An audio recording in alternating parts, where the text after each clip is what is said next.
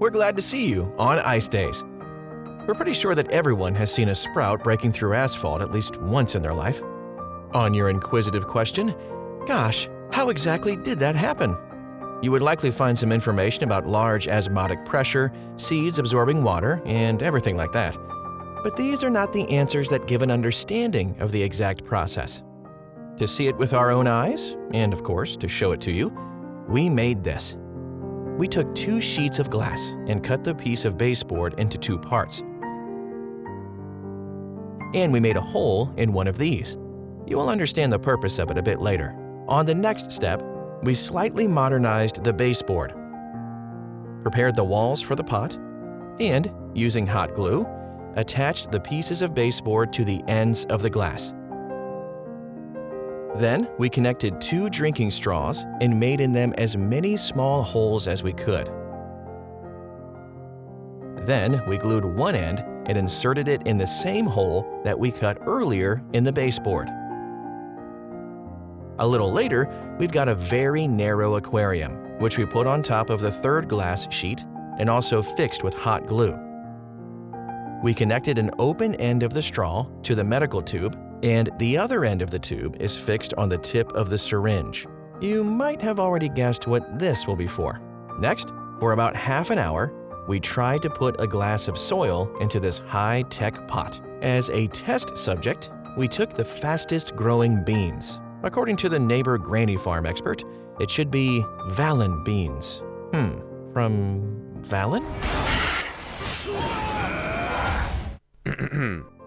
For planting the beans, we prepared seed holes at approximately the same distance from each other.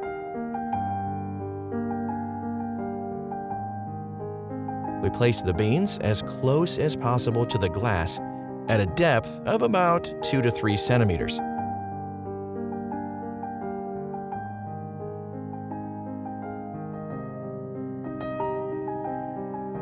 Let's get back to that syringe and medical tube. If you guessed right away that they are needed to moisten the soil, please write about it in the comments.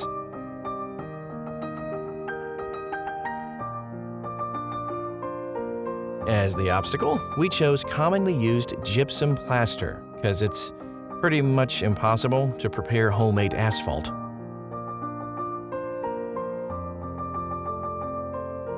Everything is ready, and we just have to wait for the beans to take root. The first day passed, then 2nd, 3rd, 4th, but the beans didn't start to germinate. The beans began to swell and started to look like teeny tiny potatoes. We assumed there was not enough warmth. We adjusted the thermostat so that it would turn on the incandescent light bulb if the temperature drops below 95 degrees Fahrenheit. We had to sacrifice the humidification tube to put the temperature sensor in there. We assembled everything as shown in the video and left it overnight. And the very next morning, the seeds sprouted. This video has been sped up 30,000 times. A whole day is fitted in just 3.5 seconds.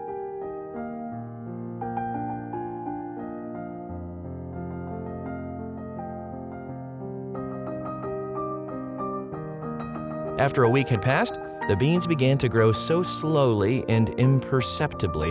The thoughts of simply stopping the experiment started to arise, because the aquarium with the beans has occupied the only place where we could shoot our videos. And just at the same time, something happened that allowed the beans to come out from under the gypsum plaster. Between the 5th and 7th day, the plaster began to lag from the glass, and it also lags around side seams, so the beans have got a space to grow. Just notice how easily the sprouts on the right side lift the entire piece of gypsum in such difficult conditions before it appears above the ground. The bent seedling makes some way under the plaster as if probing the surface above, searching the easiest path. Then, over time, the seedling expands space and finally climbs out to freedom.